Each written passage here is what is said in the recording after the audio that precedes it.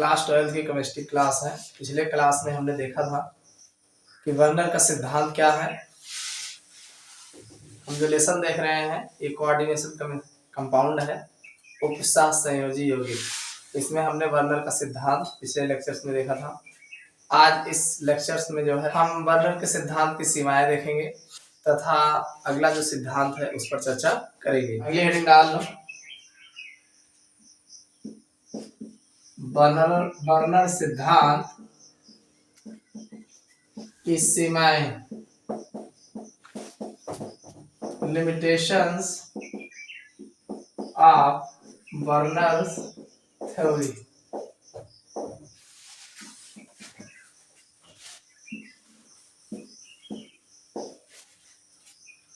Werner सिद्धांत की सीमाएं, लिमिटेशंस ऑफ वर्नर्स थ्योरी, इस पर हम चर्चा करेंगे। वर्नर के सिद्धांत की कुछ सीमाएं हैं जिनका पालन जो है ये नहीं करते हैं, तो कौन कौन सी इनकी सीमाएं हैं इनको जानना है। तो सबसे पहला है जटिल यौगिक केवल कुछ ही धातु क्यों बनाती है। यानी एक लिमिटेशन से भी है कि जटिल यौगिक जो कॉम्प्लेक्स कंपाउंड है, वैसे डी ब्लॉक एलिमेंट बहुत सारे होते हैं, तो सब क्यों नहीं बनाते, केवल कुछ ही क्यों बनाते हैं। एक क्वेश्चन ये बनता है कि इस पर भी इनका जो है इसके बारे में ये नहीं बता पाए कि जटिल यौगिक सब क्यों नहीं बनाते, कुछ ही क्यों बनाते हैं। ठीक है, तो दूसरी सीमाएं क्या है कि द्वितीयक संयोजकताएं यौगिक की ज्यामिति कैसे निर्धारित करती हैं। यानी जो प्राइमरी संयोजकता जो होती है वो उसकी ज्यामिति निर्धारित नहीं करती है, तो अब अगर द्वितीयक संयोजकता ही निर्धारित करती है तो कैसे निर्धारित करती है, इनकी स्पष्ट ज्यामिति भी नहीं बता पाए। समझ में आ गया नहीं। ये वर्नर का सिद्धांत जो उन्होंने कहा कि जो द्वितीयक संयोजकता होती है ये इसकी ज्यामिति निर्धारित करती है, उन्होंने ये बताया अपने सिद्धांत में, लेकिन कैसे निर्धारित करती है इसके बारे में वर्नर का सिद्धांत जो है स्पष्ट नहीं है। और अगला क्या है इनमें जो है सीमाएं है, यह सिद्धांत यौगिक के चुंबकीय तथा प्रकाशिक गुणों की व्याख्या नहीं कर सका। जो वर्नर का सिद्धांत है यह जो है इसके प्रकाशिक और जो चुंबकीय प्रकृति होते हैं या प्रकाशिक गुण होते हैं इनके बारे में कोई स्पष्ट व्याख्या नहीं कर सके। तो ये इनके तीन ऐसे दिए हैं सीमाएं हैं जो वर्नर सिद्धांत के जो है सीमाएं कहे जाते हैं। इसको ध्यान रखिएगा, जब भी वर्नर सिद्धांत पूछेगा तो सीमाएं जरूर पूछता है। जब भी पूछेगा कहेगा वर्नर सिद्धांत से आप क्या समझते हो तथा इनकी सीमाएं भी लिखिए। समझ में आ गई नहीं, जब भी पूछेगा ऐसा दोनों मिला के पूछता है, तो इसको आप जाने रहिएगा। चलिए अगला सिद्धांत देखते हैं। अगली जो हेडिंग है संयोजी बंध सिद्धांत।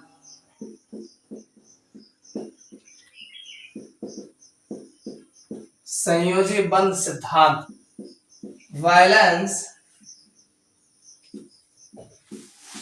बॉन्ड थ्योरी, जिसे वीबीटी के नाम से जाना जाता है।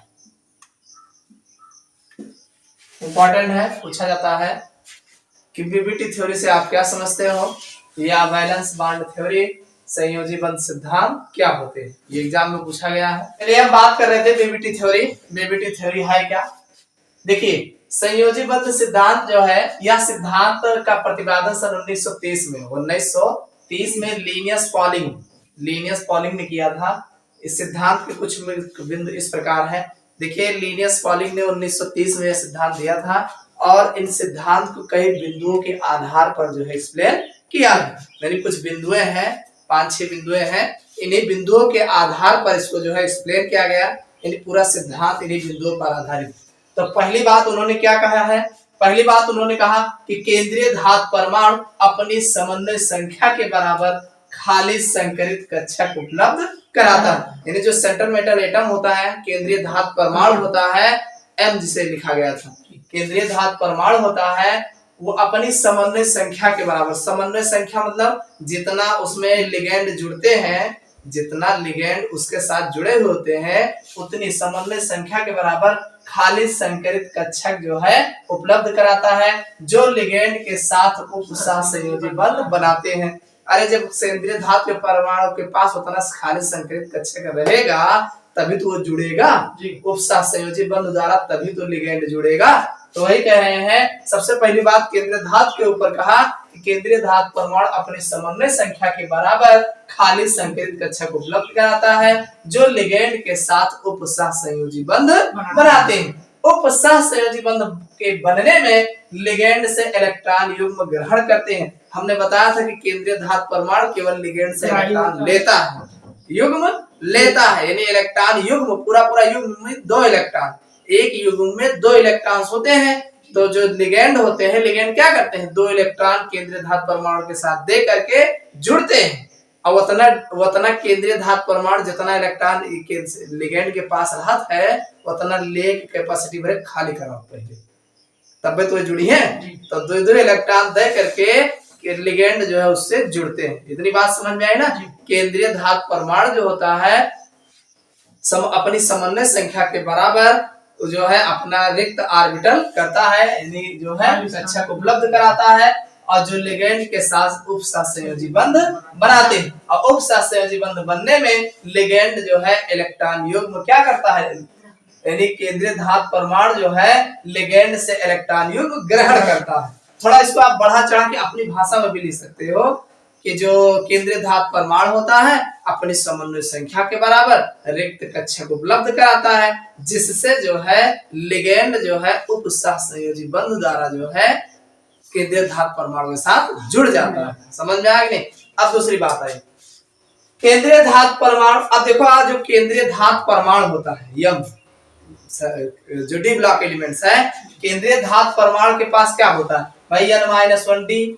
आप इलेक्ट्रॉनिक विन्यास करोगे डी ऑर्बिटल्स का तो n-1d, ns, np, nd हर तरीके का कक्षक उपलब्ध रहता है ना। एक तो n-d होगा, फिर ns होगा, फिर np होगा, फिर ndo वाला, ये nd बाहर वाला है और n-d ये अंदर वाला है। n-1 कहा गया ना, यानी ये कम रहे तो ये अंदर वाला डी ऑर्बिटल है और ये बाहर वाला। कक्षकों का उपयोग संकरण में कर सकता है, यानी जो डी ब्लॉक एलिमेंट्स है केंद्रीय धातु परमाणु है वो n-1d, ns, np व nd।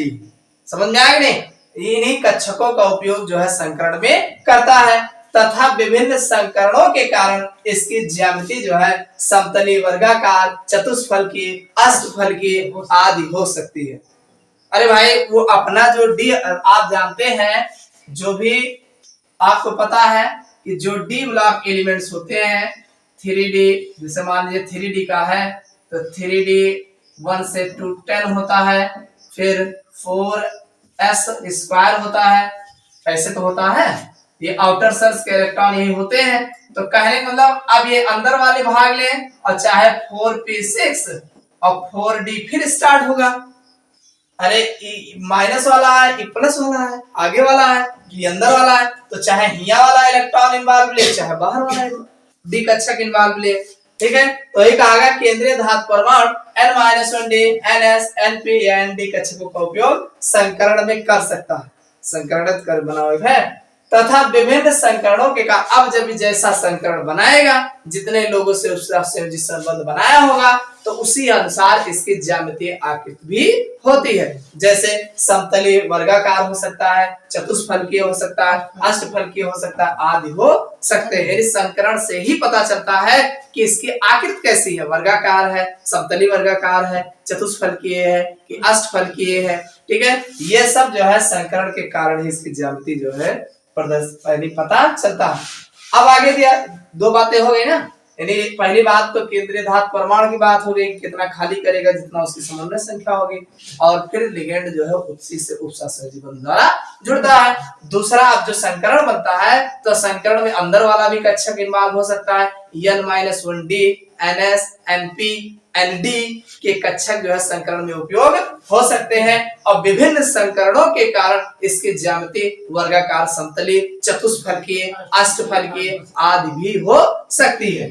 अब चलो इतनी बात हो गई। तीसरी बात क्या कह रहे हैं, कह रहे हैं संयोजी कोष में उपस्थित एकाकी इलेक्ट्रॉन युग्म बंध बनाने में भाग नहीं लेते। देखो जो इन्होंने संयोजी कोष होता है जिसमें संयोजन होता है, डी ब्लॉक एलिमेंट में संयोजी कोष होते हैं जिसमें इलेक्ट्रॉनों का संयोजन होता है। संयोजी कोष मतलब जान रहे हो, जहां पे इलेक्ट्रॉनों का संयोग होता है उसे हम संयोजी कोष बोलते हैं।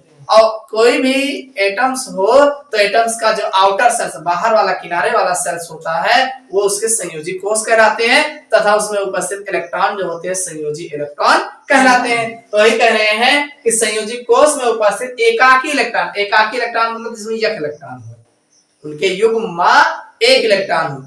यहाँ एक इलेक्ट्रॉन की बात नहीं हो रही, दो इलेक्ट्रॉन की बात, एक युग्म में दो इलेक्ट्रॉन होते हैं। तो यहाँ जो भाग ले दो इलेक्ट्रॉन देखता है, भाग लो नहीं जाओ हटो। संयोजी कोष में उपस्थित एकाकी इलेक्ट्रॉन युग्म बंध बनाने में भाग नहीं लेते, यानी एक इलेक्ट्रॉन वाले क्या होगा भैया हो जोड़ लो, अरे हटो तो इतना जगह है नहीं है, यहाँ दो वाले खड़ा है उनका जगह मिलता नहीं ना, और तो अकेले आता हो, तो इसके लिए जो है इसमें कोई स्थान नहीं। चलो अगला देखो, यदि जटिल अणु या आयन के पास अब देखो अब बंध बनाए नहीं, यौगिक बन गया, ठीक। अब बात आगे बढ़ी, कह रहे हैं कि यदि जटिल अणु या आयन के पास, यानी जो भी जटिल अणु बना या आयन बना, अगर अयुग्मित इलेक्ट्रॉन है, अयुग्मित इलेक्ट्रॉन जानो जिसमें एक इलेक्ट्रॉन होता है, अयुग्मित इलेक्ट्रॉन मतलब एक इलेक्ट्रॉन नहीं हो। अगर जटिल अणु या आयन के पास अगर अयुग्मित इलेक्ट्रॉन है, अनपेयर्ड इलेक्ट्रॉन है, तो कैसा होगा, तो वो अणुचुंबकीय होगा, यानी वो कंपाउंड हमारा जैसे मान लो कंपाउंड बनके तैयार होगा। अब हमें देखागा कि अगर हमें अयुग्मित इलेक्ट्रॉन उपस्थित है तो वो जो यौगिक होगा वो अणुचुंबकीय होगा, और अगर सभी भरे हुए कक्षक मिल रहे हैं, युग्मित मिल रहे हैं, तो वो जो है प्रतिचुंबकीय होते हैं। समझ में आया नहीं? यानी देखो ये सब जो बता रहे हैं ना, आगे एग्जाम्पल जब देंगे तो सारी बातें उससे क्लियर हो जाएंगी। अभी रूल समझ लो, फिर एग्जाम्पल जब देंगे समझ में आएगा ज्यादा। समझे रहो कि यदि जटिल अणु यानी जो भी हमारा कॉम्प्लेक्स यौगिक बनता है, अगर उनमें अयुग्मित इलेक्ट्रॉन उपस्थित होते हैं, अनपेयर्ड इलेक्ट्रॉन पाए जाते हैं, तो वो अणुचुंबकीय होगा। और जबकि यदि अयुग्मित इलेक्ट्रॉन नहीं पाए जाते हैं, सब के सब युग्मित होते हैं, तो जो है यार प्रतिचुंबकीय होगा। अरे जी के पेट भरा रहे हो, लेबे नहीं करेंगे, हटो जरूरत नहीं ना, तो चुंबक के प्रति आकर्षित नहीं होगा। और जिसमें कुछ खाली रहेगा कहे हाँ यार आओ जाओ, यानी वो दूसरे को आकर्षित करते हैं। जिनका अनपेयर्ड इलेक्ट्रॉन अयुग्मित इलेक्ट्रॉन, अयुग्मित का मतलब होता है जिसमें केवल एक इलेक्ट्रॉन, क्या हो एक इलेक्ट्रॉन, जिसमें ऐसे आधी तीर बनी रहा ऐसे, और जेमा ऐसे दोनों तरफ का तीर बनी रहा है, तो वो युग्मित हो गया। तो युग्मित और अयुग्मित यही है, जेमा एक इलेक्ट्रॉन अगर मान लो बच गया इलेक्ट्रॉनिक विन्यास के भरे बढ़िया जोड़े बात पता लगा एक थोड़ी बच गया, तो एक ठे अगर बच गया तो जान लो वो अणुचुंबकीय होगा, पूरा यौगिक अणुचुंबकीय होगा। और अगर पूरा भर गया तो जान लो एक प्रतिचुंबकीय, चुंबक के प्रति आकर्षित नहीं होंगे। ठीक समझ में आएगा तो ना। चलो आगे चलते हैं। आगे कह रहे हैं कि प्रबल लिगेंड, अब देखो प्रबल और दुर्बल दो बात है। प्रबल लिगेंड जैसे Cl है, CO है, ये प्रबल लिगेंड है। ये जो संयोजी इलेक्ट्रॉन को हुंड के नियम के विपरीत युग्मित करते हैं, यानी जो इनमें संयोजी कोष में इलेक्ट्रॉन होता है ये हुंड के नियम के विपरीत युग्मित करते हैं। कैसे करते हैं आगे जब रूल्स बताएंगे समझ में आएगा। ठीक आगे दिया है, ध्यान सुनिएगा, यही तो मेरा मेन काम है, एग्जाम में यही पूछे जाते हैं। अलग से अगर बिचौलिया वहां से पूछा जाए तो यही पूछा जाए अंतः कक्षक तथा बाह्य कक्षक जटिल यौगिकों से आप क्या समझते हो। अंतः कक्षक तथा बाह्य कक्षक जटिल यौगिकों से आप क्या समझते हो, ये अलग से पूछा जाता है। और ये जो है संयोजी बंध सिद्धांत का रूल्स भी। देखिए जटिल यौगिकों के निर्माण में आप देखिए आप जानते हैं जो जटिल यौगिक होते हैं, तो जटिल यौगिक के निर्माण में जो केंद्रीय धातु परमाणु के बाहर वाले कक्षक है N-1D, N-S, N-P, N-D के कक्षक इन्वॉल्व होते हैं, इतना तो पता है ना। तो अगर मान लीजिए N-1D, सबसे पहले इधर देखो N-1D अंदर वाला, अगर अंदर वाला d ऑर्बिटल इन्वॉल्व होता है तो हमारा जो यौगिक होगा अंतः कक्षक यौगिक वाला होगा। समझ में आएगा क्या लिखे, जटिल यौगिकों के निर्माण में जब अंतः कोश N-1 के d कक्षक प्रयोग होते हैं तो इसे जटिल, तो इस प्रकार के जटिल यौगिकों को अंतः कक्षक जटिल यौगिक कहते हैं। जब N-1 के d कक्षक इन्वॉल्व होगा तो उसे अंतः कक्षक जटिल यौगिक कहते हैं। और इस प्रकार के यौगिकों में इलेक्ट्रॉन हुंड के नियम के विपरीत युग्मित होते हैं। हुंड का नियम सुने हो, सुने न हो, हुंड का नियम वे होते हैं समान ऊर्जा वाले कक्षकों में पहले एक एक इलेक्ट्रॉन क्लॉकवाइज रोटेशन भरे जाते हैं, फिर बचे हुए इलेक्ट्रॉनों का युग्म वामावर्त दिशा में एंटी क्लॉकवाइज रोटेशन में भरे जाते हैं। यानी इनका युग्मिक होना तब तक संभव नहीं जब तक कि पहले एक एक इलेक्ट्रॉन ना भर दिया जाए, ये हुंड का नियम है। तो वही कहा गया कि अगर मान लीजिए अंदर वाला डी ऑर्बिटल इन्वॉल्व होता है तो यह अंतःकक्षक जटिल यौगिक कहलाते हैं। और इसमें जो इस प्रकार के जो यौगिक होते हैं उसमें जो इलेक्ट्रॉन भरे जाते हैं वो हुंड के नियम के विपरीत भरे जाते हैं। विपरीत क्यों भरे जाएंगे? क्योंकि इकट्ठा सगरो भर दीजिए। हुंड के नियम कहा पहले सब में इकट्ठी डाल दियो, तब बचे तो फिर उल्टा भरे। लेकिन नहीं, जब ऐसी अंतःकक्षक वाले में जब भरा जाता है तो सगरो उठा के लगे दो भर दियो, जहां पहुंचे नहीं जाएगी। ठीक, तो ये है, तो विपरीत भरे जाते हैं जिस कारण इन्हें न्यून चक्रण भी कहते हैं। अरे जब पूरा भरबे न करबो वहां तक जाबे न करबो तो न्यून चक्रण नहीं हो, थोड़ा में काम चला लियो, तो वही कह रहा है न्यून चक्रण भी कहते हैं। अब इसी का जस्ट अपोजिट, इसके विपरीत यदि संकरण के बाह्य संकरण में बाह्य कोश के यानी यन आखिरी वाला यन डी लास्ट वाला, अगर बाह्य कोश के डी ऑर्बिटल इन्वॉल्व लेते हैं, वही लिखा यंत्र डी के कक्षक भाग लेते हैं, तो ऐसे यौगिकों को बाह्य कक्षक यौगिक कहते हैं। यानी जब संकरण में बाहर वाला कोश इन्वॉल्व होता है तो उसे बाह्य कक्षक यौगिक कहते हैं, और जब अंदर वाला इन्वॉल्व होगा तो अंतः कक्षक यौगिक कहते हैं। समझ में आया नहीं? तो बाह्य कक्षक यौगिक कहते हैं क्योंकि इन यौगिकों में अयुग्मित इलेक्ट्रॉनों की संख्या अधिक होती। अरे जब बहरे वाला भाग ले अंदर वाला भाग खाली रहे कुछ न कुछ, तो जब अंदर वाला खाली रहे तो उसमें अयुग्मित इलेक्ट्रॉन होने की संभावना सबसे ज्यादा रहती है।